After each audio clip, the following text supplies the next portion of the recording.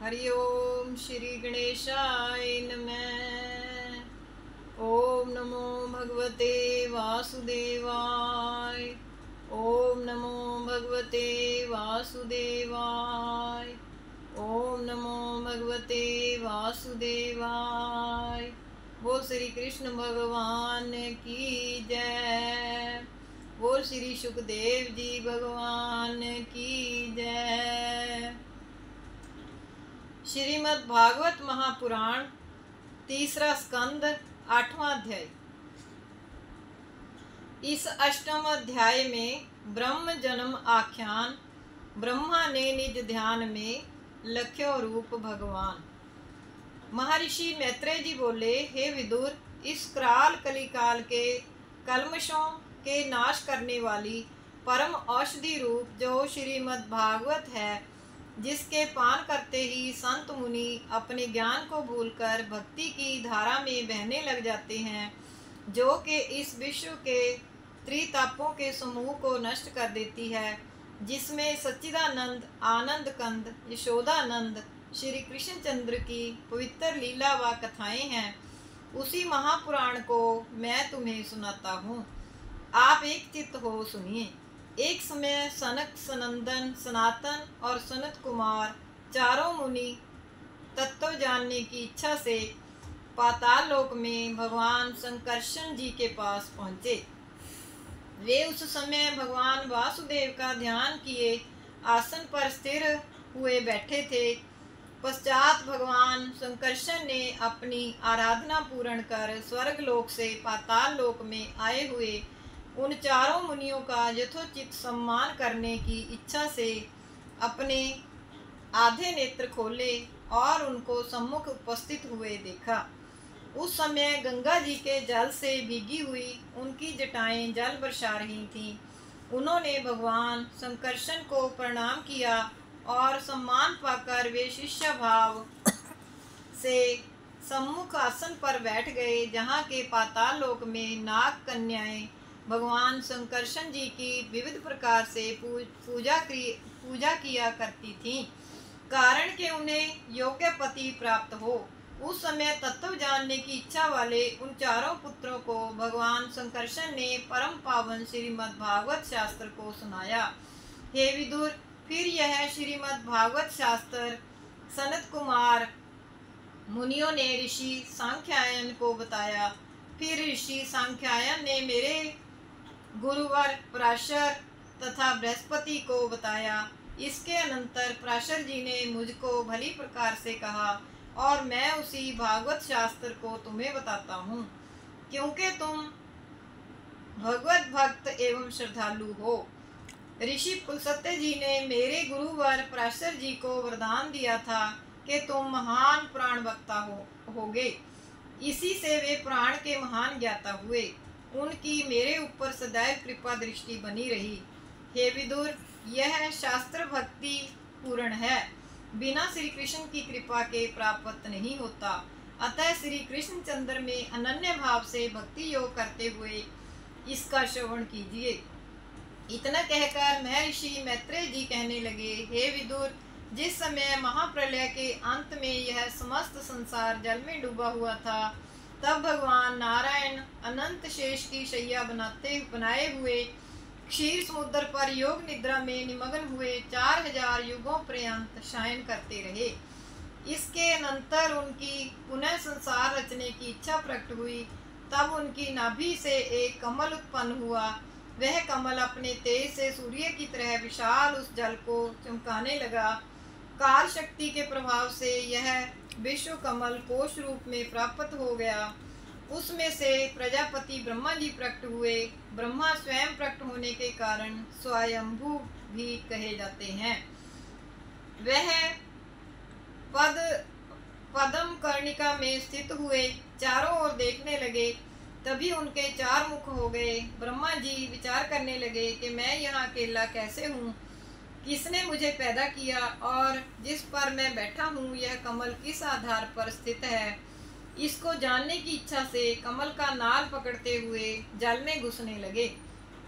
निरंतर चलते चलते उन्हें 1000 वर्ष व्यतीत हो गया। तब भी कुछ आधार ज्ञान न हुआ।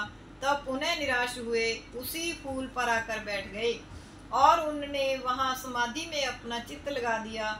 जिनको वह पहले ना जान पाए कि मेरा मूल कर्ता कौन है, उन्हीं भगवान विष्णु को वे समाधि द्वारा हृदय देश में प्रकाशमान हुए देखने लगे, जो कि अपनी 4 भुजाओं में शंख चक्र गदा तथा पद्म धारण किए, पीतांबर पहने, दिव्य मुकुट धारण किए, पुरुष रूप में शेषशय्या पर शयन किए हुए थे, जिनके हृदय में मुक्तावलव वनमाला शोभा दे रही थी, हारों की कांति चमक रही थी। ऐसी कोटि कामदेव को मोहने वाली मोहनी मूरत देखकर ब्रह्मा जी प्रसन्न हुए। उन्होंने लोक सृष्टि के समस्त साधन सामग्री, आत्मा, जल, वायु, आकाश आदि देखे और फिर वे परमात्मा की स्तुति करने लगे। बोल श्री कृष्ण भगवान की जय। बोल श्री सुखदेव जी भगवान की जय। ओम नमो भगवते वासुदेवाय। 9वां अध्याय। लोक सृष्टि की कामना प्रकट भई जेहि काल, हरि स्मृति करने लगे ब्रह्मा जी तत्काल। ब्रह्मा जी कहने लगे, हे परमेश, मुझे उपासना करते हुए यहाँ वर्षों व्यतीत हो गए, परंतु मैं भली प्रकार से आज आपको समझ सका हूँ। माया गुण के मोक्ष से आप अनेक रूपों में प्रकाशित होते हो। हे ईश, मेरा जन्म आपकी नाभि कमल से हुआ है। आप ही मंगलमय आनंद स्वरूप हो। मैं आपकी शरण हूँ। हे हरे, आपका यह स्वरूप उपासनीय एवं संसार से पृथक है। जो मनुष्य आपकी कथा सुनने में प्रेम करते हैं, उनके हृदय देश में आप निरंतर निवास करते हो। आपका सहारा लेने वाला मनुष्य सर्वथा निर्भय होकर विचरता है। हे दीन दयालु, आप सभी प्राणियों पर कृपा करते हो, अतः आप सबके प्राणाधार हो। आप भक्तों के रक्षक एवं दुष्टों के नाश करता हो। मैं आपको प्रणाम करता हूँ। हे पुरुषोत्तम, आप दुष्टों के संहार के लिए अनेक स्वरूपों से जन्म लेकर भूमि का भार दूर करते हो। भक्तों के सहायक एवं पोषक आप ही हो। हे ईश, आप सच्चिदानंद स्वरूप, निराकार, सर्वशक्तिमान, दयालु, न्यायकारी, अजन्मा, अनंत, निर्विकार, अनादि, अनुपम, सर्वाधार, सर्वव्यापक, सर्वेश्वर, सर्वांतर्यामी, अजर, अमर, अभय, नित्य, पवित्र तथा सृष्टि के पालन, पोषण एवं संहार करता हो। आपको मेरा बारंबार नमस्कार हो। आपके अचिंत्य स्वरूप की स्तुति मैं कहाँ तक करूं? आपके गुणानुवादों का छोर है ही नहीं। इस प्रकार से सृष्टि को रचने की इच्छा से ब्रह्मा जी परमात्मा की स्तुति कर रहे थे। तब भगवान विष्णु उनके अंतःकरण की इच्छा को समझकर उनकी ममता दूर करते हुए बोले, हे चतुरानन, अब चिंता ना करो। तुम्हारी स्तुति से मैं प्रसन्न हूँ। तुम्हारी सृष्टि रचने की जो हार्दिक इच्छा है, उसे मैं पहले ही जान चुका हूँ और मेरे द्वारा वह कार्य पहले ही से पूर्ण कर दिया गया है। मुझे स्वयं इस बात की चिंता है। हे ब्रह्मन, आप तप कीजिए जिससे समस्त लोग तुम्हें स्पष्ट दिखने लगेंगे। मुझे सर्वव्यापी समझकर जीव आत्म स्वरूप में लीन हुआ दुर्लभ मोक्ष प्राप्त करता है, उसे मेरी माया आकर नहीं घेरती। स्थिर चित्त से जो तुम मेरा चिंतन करोगे, तो सृष्टि के रचने में तुमको कोई भी विशेष परिश्रम ना उठाना पड़ेगा। मेरे इस स्वरूप का दर्शन मेरा ही भक्त कर सकता है और अन्य कोई नहीं। मैंने तुमको हृदय में इसलिए दर्शन दिया है कि तुम समाधि लगाकर अपने उत्पन्न करने वाले कर्ता को समझना चाहते थे। अतः मेरी कृपा से तुमको दर्शन भी हो गया और चित्त का भी संदेह जाता रहा। हे ब्रह्मन, मैं तुम पर प्रसन्न हुआ हूँ। तुम्हारा कल्याण हो, तुम्हें सृष्टि की रचना करने में समर्थता प्राप्त हो।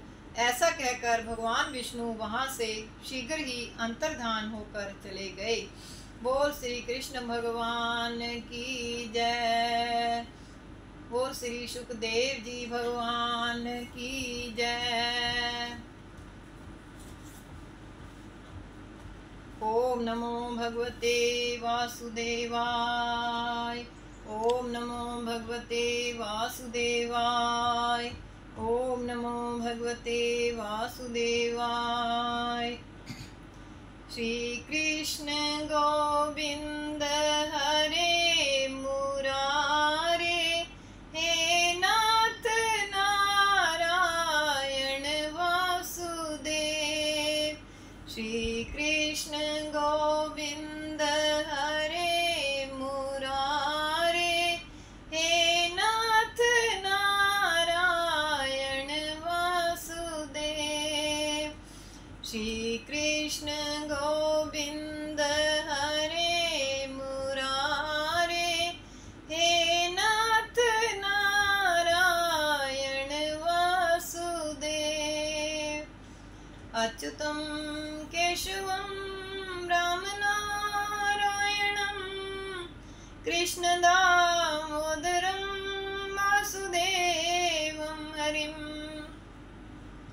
श्रीधरं माधवं गोपिका वल्लभं, जानकी नायकं श्रीरामचंद्रं भजे। बोल श्री कृष्ण भगवान की जय। बोल श्री सुखदेव जी भगवान की